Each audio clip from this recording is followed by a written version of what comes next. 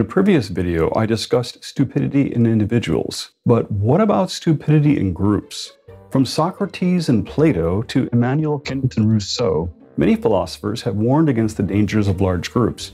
To quote Friedrich Nietzsche from his book Beyond Good and Evil, published in 1886, "In individuals, insanity is rare, but in groups, parties, nations, and epochs, it is the rule." And Nietzsche has drawn our attention to the fact that irrational behavior may be uncommon in an individual person. However, it is often prevalent in groups or societies. He believed that the collective madness of a society was often a result of pressure to conform to that group's accepted beliefs, which can often lead to a collective loss of reason, loss of rationality, and the adoption of a herd mentality. Nietzsche argued that the masses were often controlled by those in power who used their influence to manipulate and control the thoughts and actions of the people. He believed the only way to break free from the insanity of the masses was for the individuals to reject conformity and embrace their own individuality, creativity, and critical thinking skills. Consider for a moment the many examples throughout history of mass psychosis, the social phenomenon where a large group of people become delusional or exhibit symptoms of psychosis. This can occur in a society or community and may be caused by various factors, including social, political, and cultural influences. In general, mass psychosis is characterized by a shared belief in a false or irrational idea that is not based in reality. Some examples include the dancing plague of 1518, when in Strasbourg, France, hundreds of people began dancing uncontrollably for days, seemingly unable to stop, or the Salem witch trials of 1692, when a group of girls in Salem, Massachusetts claimed to be possessed by the devil and accused several people of witchcraft. This led to mass hysteria, resulting in the execution of 20 people.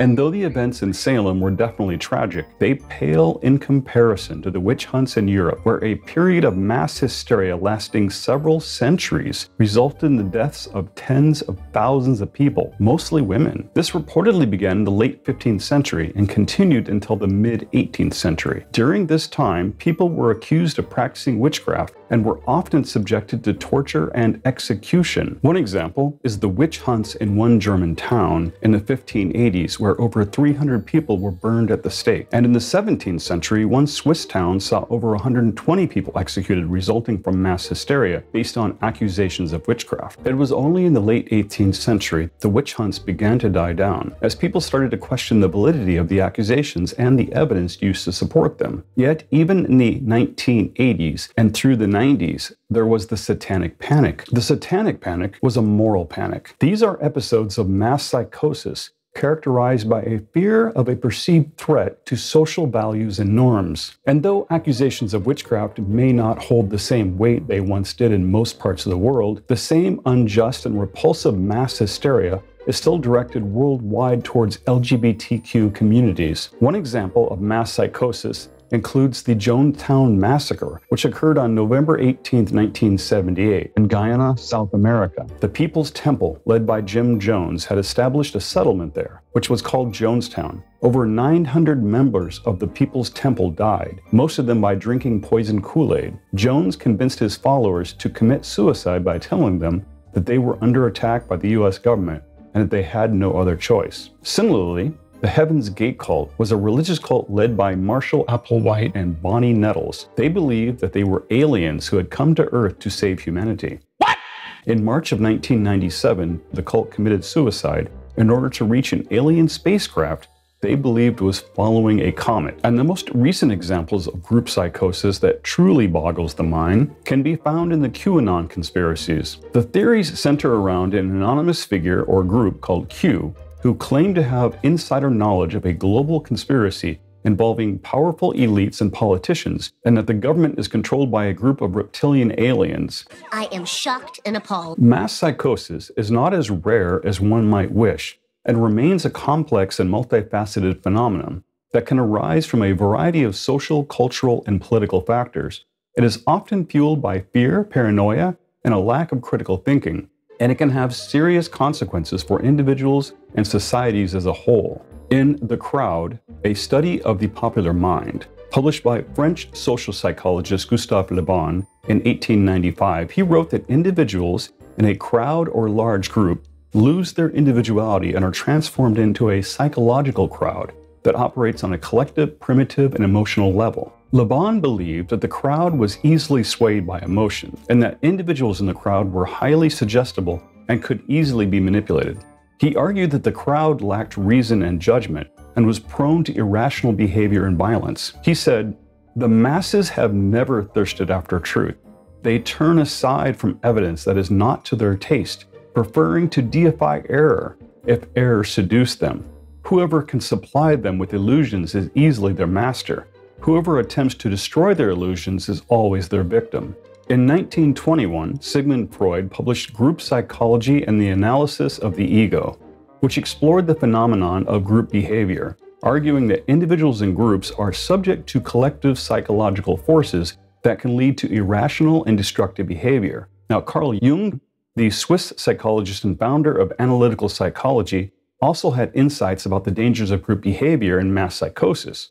Jung believed that individuals had both a personal unconscious and a collective unconscious, which contained universal symbols and archetypes that were shared by all people.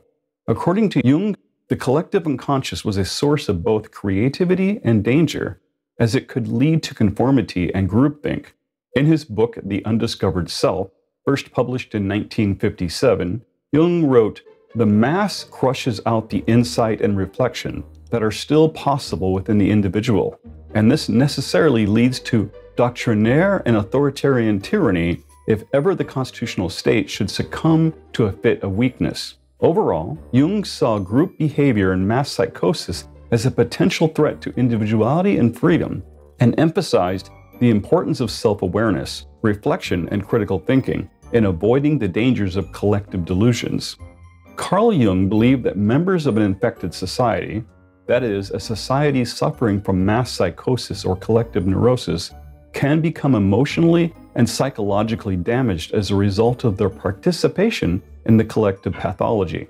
According to Jung, this is because individuals in the infected society are forced to repress or deny aspects of their own psyche in order to conform to the norms and beliefs of the group. Now, examples of an infected society would be a society where fear and hate are the predominant emotions, leading to discrimination, violence, and marginalization of certain groups based on their race, ethnicity, religion, gender, or sexual orientation. A society where truth and facts are devalued and misinformation and propaganda are spread widely, leading to a lack of critical thinking and decision-making based on emotions rather than evidence. A society where materialism and consumerism are the driving forces, leading to the exploitation of natural resources, the degradation of the environment, and the neglect of social and cultural values. A society where corruption and greed are rampant, leading to a lack of trust in institutions and public officials, with a feeling of hopelessness and powerlessness among the general population. And a society where mental illness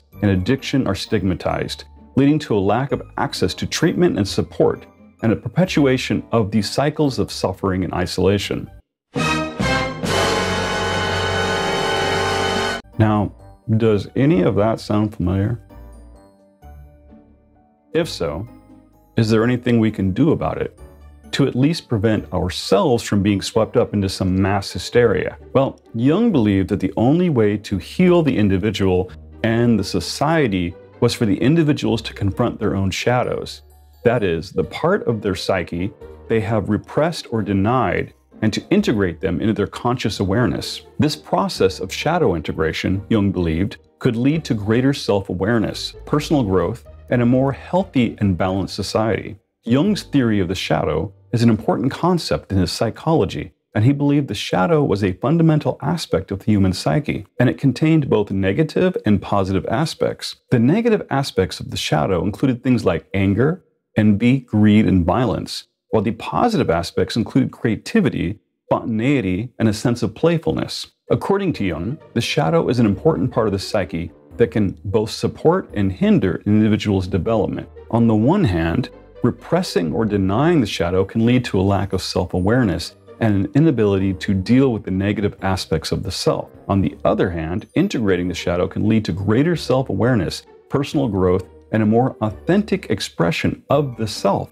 In order to integrate the shadow, Jung suggests that individuals need to engage in a process of self-discovery and self-reflection. This involves acknowledging and accepting the negative aspects of the self, as well as recognizing the positive aspects that have been repressed or denied. Jung believed that the process of integrating the shadow was an ongoing one, and that it was important for individuals to be aware of the potential for the shadow to emerge in times of stress, anxiety, or uncertainty. By acknowledging and integrating the shadow, Jung believed that individuals could achieve greater self-awareness, personal growth, and a more authentic expression of the self. When an individual is forced to repress or deny aspects of their psyche in order to conform to a group, the unconscious aspects of the psyche can become agitated and lead to psychological and emotional distress. According to Jung, these repressed aspects of the self can become projected onto others, leading to a sense of discomfort or even hatred towards those who exhibit those traits. What I'm showing here is a cautionary tale regarding associating with large groups, as this could, unless you are very careful, deny you of your identity.